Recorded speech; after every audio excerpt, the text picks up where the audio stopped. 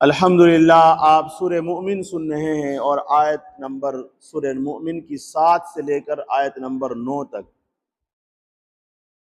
24واں پارہ چل رہا ہے، اور الحمدللہ سورہ مومن کے 2 سبق ہو چکے ہیں، تیسرا سبق آج ہے۔ کلام پاک کے آج کے درس سے پہلے یہ بات آپ نے سنی تھی، اور یہ پیغام تھا قرآن کریم کا کہ جو لوگ جس کو قرآن سنا دیا گیا ہو، جس کو رسول کی باتیں آ گئی ہوں جس کے سامنے، اور دین حق کی بات پہنچ چکی ہو، اس کے باوجود وہ پھر بھی کلمہ نہ پڑھ رہا ہو، وہ پھر بھی ایمان نہ لا رہا ہو، پھر بھی ماننے کے لیے تیار نہ ہو، تو اللہ تبارک و تعالیٰ نے بتایا تھا کہ جو جھگڑتے ہیں ہماری آیتوں میں وہ لوگ ہیں جو کافر ہیں، مسلمان نہیں جھگڑتا ہے، اور دھوکے میں نہ ڈال دے آپ کو ان کا چلنا پھرنا، یعنی چند دن کی یہ بہار ہے دنیا کی، پھر ہمیشہ ہمیشہ کا عذاب ان کے لیے ہوگا۔ پیغمبروں کو ستانے میں سب سے پہلے ستائے گئے حضرت نوح علیہ السلام، جو ان کی قوم نے ان کو ستایا۔ پھر اسی طریقے سے دوسری قومیں ہیں، قوم عاد ہے، قوم سمود ہے، قوم صالح ہے، انہوں نے بھی اپنے پیغمبروں کو جھٹلایا۔ ہر ایک امت نے اپنے نبیوں کو پکڑنے کا، ان کو گرفتار کرنے کے ارادے کیے گئے، اور باطل کو اوپر رکھ کر حق کو دبانے کی کوشش کی گئی، لیکن اللہ پاک نے ان کو پکڑ لیا، اور ایسا پکڑا کہ آج تک کوئی چھوٹ نہ پایا۔ بہرحال اللہ کا وعدہ ہے کہ کافروں کو عذاب ملے گا، دنیا میں بھی آخرت میں بھی۔ آج کے سبق میں یوں ارشاد فرمایا جا رہا ہے، الذین یحملون العرش ومن حولہ، فرشتے مومنوں کے لیے دعا کرتے ہیں، عرش کو اٹھانے والے چاروں فرشتے اور اس کے آس پاس کے تمام بہترین بزرگ فرشتے ایک طرف تو اللہ تعالیٰ کی پاکی بیان کرتے ہیں، تمام عیوب اور کل کمیوں اور برائیوں سے اسے دور بتلاتے، دوسری جانب اسے تمام ستائش اور تعریفوں کے قابل مان کر اس کی حمد بجا لاتے ہیں۔ غرض جو اللہ میں نہیں اس کا انکار کرتے ہیں، اور جو صفت اس میں ہے ان یہ ثابت کرتے ہیں، اس پر ایمان و یقین رکھتے ہیں، اس سے پستی اور عاجزی ظاہر کرتے ہیں، اور کل ایماندار بندوں اور مردوں اور عورتوں کے لیے استغفار کرتے رہتے ہیں۔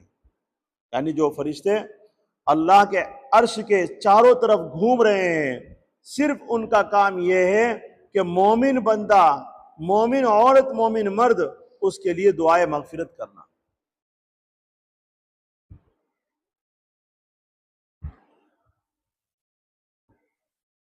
اسی طریقے سے چونکہ زمین والوں کا ایمان اللہ تعالیٰ پر اس سے دیکھے بغیر تھا، اس لیے اللہ تعالیٰ نے اپنے مقرب فرشتے ان کے گناہوں کی معافی کے طلب کرنے کے لیے مقرر کر دیے، جو ان کے بن دیکھے ہر وقت ان کی تقصیروں کی معافی طلب کرتے ہیں۔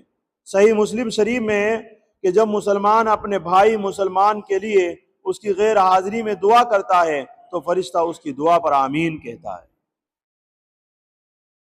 اور اس کے لیے دعا کرتا ہے کہ اللہ تعالیٰ تجھے بھی یہی دے جو تو اس مسلمان کے لیے اللہ تعالیٰ سے مانگ رہا ہے۔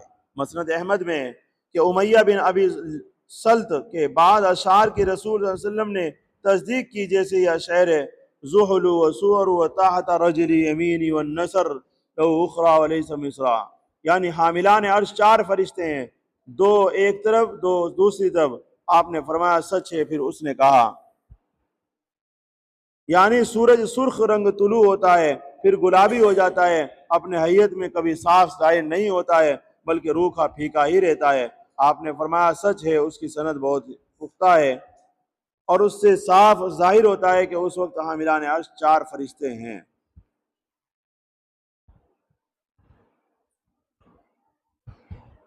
ایک حدیث میں ہے کہ بطحا میں رسول اللہ صلی اللہ علیہ وسلم نے اپنے صحابہ رضی اللہ عنہ کی ایک جماعت سے ایک ابر کو گزرتے ہوئے دیکھا، سوال کیا کہ اس کا نام کیا ہے؟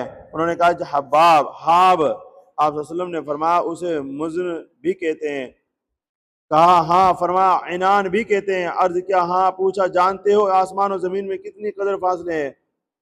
صحابہ نے عرض کیا کہ نہیں، فرمایا 71 یا 72 یا 73 سال کا راستہ ہے، پھر اس کے بعد اوپر آسمان ہی بھی پہلے آسمان سے اتنے ہی فاصلے پر ہے، اسی طرح 7 آسمان اتنے ہی گیپ میں ہے۔ اسی کو قرآن نے فرمایا الذین یحملون العرش، وہ فرشتے جو عرش کو اٹھا رہے ہیں، اور وہ کتنے فرشتے ہیں؟ 4۔ اس کے علاوہ قیامت کے میدان میں اللہ کے عرش کو جو اٹھائیں گے وہ 8 فرشتے ہوں گے، اور اللہ کے عرش کے چاروں طرف جو فرشتے گھوم رہے ہوں گے ان کی تعداد تو قرآن نے بیان نہیں کی ہے، اور بعض مفسرین نے بتایا لاکھوں کی تعداد میں وہ فرشتے ہوں گے۔ ان کا کام صرف یہ ہوگا کہ جو مومن بندے، ان کا کام آج بھی وہی ہے کہ کوئی مومن بندہ، کوئی مومن عورت مرد کوئی دعا مانگے تو اس کے لیے وہ دعا، اس پر آمین کہتے ہیں، اور دعا، اور اس مومن بندے کے لیے وہ دعائیں مغفرت کرتے ہیں۔ اسی قرآن نے فرمایا وَمَنْ حَوْلَهُ يُسَبِّحُونَ بِحَمْدِ رَبِّهِمْ، اور جو اس کے گردا گرد ہے پاکی بولتے ہیں اپنے رب کی خوبیاں، یعنی وہ فرشتے جو اس کے ارد گرد پھر رہے ہیں عرش کے، اپنے رب کی تسبیح بھی پڑھتے ہیں اور اس کی تحمید اور اس کی تعریف بھی کرتے ہیں، بس ان کا کام یہی ہے۔ وَيُؤْمِنُونَ بِهِ، اور اس پر یقین رکھتے ہیں، وَيَسْتَغْفِرُونَ لِلَّذِينَ آمَنُوا، اور ایمان والوں کے گناہ بخشواتے ہیں۔ سبحان اللہ۔ پہلی آیت میں مجرمین منکرین کا حال زبور بیان ہوا تھا، یہاں ان کے مقابل مومنین تائبین فضل و شرف بیان کرتے ہیں، یعنی عرش عظیم کو اٹھانے والے اور اس کے گرد طرف کرنے والے بے شمار فرشتے جن کی رضا صرف حق تعالیٰ کی تسبیح و تحمید ہے، اور جو مقربین بارگاہ ہونے کی وجہ سے اعلیٰ درجے کا ایمان بھی رکھتے ہیں، اپنے پروردگار کے آگے مومنین کے لیے استغفار کرتے ہیں۔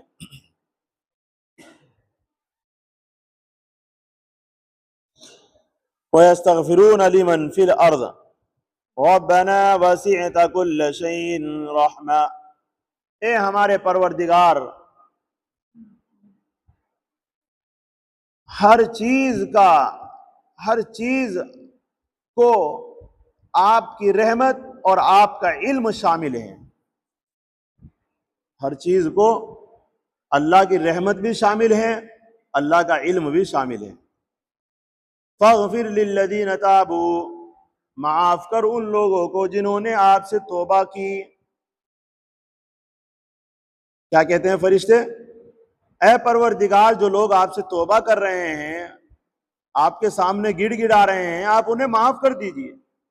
وہ فرشتے اللہ سے کہتے ہیں معاف کر ان کو جنہوں نے توبہ کی، وَاتَّبَعُوا سَبِيلَكَ، اور چلے آپ کی راہ پر، یعنی توبہ کی اور توبہ کے بعد اپنی زندگی کو سدھار لیا اور اپنی زندگی کو دین و شریعت کے مطابق اس نے ڈھال لیا، تو پھر اس کے لیے وعدہ ہے اللہ کا کہ اسے اللہ معاف بھی فرمائیں گے اور اسے دوزخ کے عذاب سے بھی بچائیں گے۔ لیکن شرط کیا ہے؟ وَاتَّبَعُوا سَبِيلَكَ، آپ اللہ کے رسول صلی اللہ علیہ وسلم کا راستہ وہ ہو جس پر صحابہ چلے ہوں۔ جس راستے پر انسان چلتا ہے تو انسان بنتا ہے، جس راستے پر چل کر کے اللہ پاک راضی ہوتے ہیں اس راستے پر چلنا ہو۔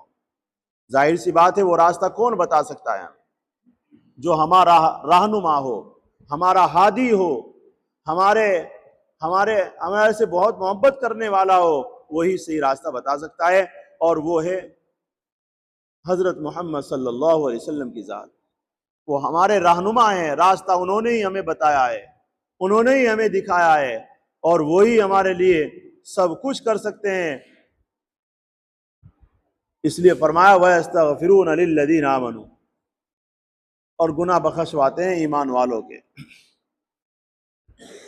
رَبَّنَا وَسِعْتَ كُلَّ شَيْءٍ رَحْمَةً، اے ہمارے پروردگار، ہر چیز کو شامل ہے آپ کی رحمت اور آپ کا علم۔ فَاغْفِرْ لِلَّذِينَ تَابُوا، سو ان کو معاف کر دے آپ جو آپ سے توبہ کر رہے ہیں۔ وَاتَّبَعُوا سَبِيلَكَ، اور جو آپ کی اتباع، آپ کی راہ پر چلے۔ وَقِهِمْ عَذَابَ الْجَحِيمِ، اور بچا ان کو آگ کے عذاب سے، یعنی فرشتوں کے استغفار کی صورت بتلائی، بارگاہ احدیت میں یوں عرض کرتے ہیں ہمارے پروردگار آپ کا علم اور رحمت ہر چیز کو محیط ہے، بس جو کوئی تیرے علم محیط میں برائیوں کو چھوڑ کر سچے دل سے تیری طرف رجوع ہو اور تیرے راستے پر چلنے کی کوشش کرتا ہو، اگر اس سے یہ مقتضائے بشریت کچھ کمزوریاں اور خطائیں سرزد ہو جائے، آپ اپنے فضل و رحمت سے اس کو معاف فرما دے، نہ دنیا میں ان پر داروگیر ہو، نہ دوزخ کا منہ دیکھنا پڑے۔ باقی مسلمان توبہ نابیت کے ساتھ کہ راہ اختیار نہ کرے، اس کا یہاں ذکر نہیں ہے۔ آگے فرمایا ربنا وادخلہم جنات عدن التی، اے ہمارے پروردگار ان کو داخل فرما سدا رہنے کے باغات میں، ہمیشہ رہنے کی جنت میں انہیں داخل فرما دے۔ یہ فرشتوں کی دعا ہے ہم لوگوں کے لیے کہ اللہ سے وہ اتنے قریب ہے، اللہ کا عرش اور اس کے قریب نیچے کھڑے ہوئے ہیں، تو اللہ کو زیادہ آواز ان کی پہنچے گی؟ اللہ تو سب چیز پر قادر ہے، لیکن وہ قریب ہونے کی وجہ سے دعا اگر کر رہے ہیں تو اللہ قریب والوں کی دعا کو قبول فرمائیں گے اور بندوں کو معاف فرما دیں۔ وعدتہم، جن کا آپ نے وعدہ کیا ہے، تو نے ان سے وعدہ کیا ہے، ومن صلح من آبائہم، اور جو کوئی نیک ہو ان کے باپوں میں، وازواجہم، اور ان کی عورتوں میں، وذریاتہم، اور اولاد میں۔ فرشتے یوں کہہ رہے ہیں اے اللہ آپ نے جو وعدہ کیا ہے ہمیشہ دینے کی، جنت دینے کا، بس ہم یہ کہتے ہیں کہ جو لوگ نیک ہیں یا ان کے کوئی باپ میں، ان کی کوئی عورتوں میں، ان کی اولاد میں، تو وہ دیکھ سکتے ہیں اور ان کو ان کی دوا دارو کر سکتے ہیں۔ انک انت العزیز الحکیم، بے شک تو ہی ہے زبردست حکمتوں والا۔ یعنی اگرچہ بہشت جنت ہر کسی کو اپنے عمل سے ملے گی، جیسا کہ یہاں بھی ومن صلاح کی قید لگا کر ظاہر ہے کہ بدون عمل اپنے ایمان و اصلاح کے بیوی بیٹا اور ماں باپ کو کام نہیں آتے، لیکن تیری حکمتیں ایسی بھی ہے کہ ایک کے سبب سے کتنوں کو ان کے عمل سے زیادہ اعلیٰ درجے پر پہنچا دیتے ہیں۔ والذین آمنوا واتبعتهم ذریتهم بإیمان الحقنا بهم ذریتهم وما ألتناهم من عملهم من شیء۔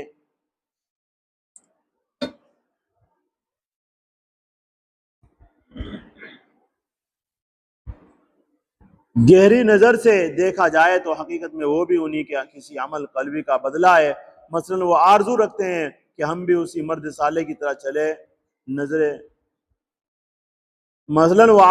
رکھتے ہیں کہ ہم بھی اس مرد صالح کی چال چلے، اور یہ نیک نیت کی حرص اللہ تعالیٰ کے یہاں مقبول ہو جائے اور اس مرد صالح کے اکرام و ہدایت ہی کی طرف۔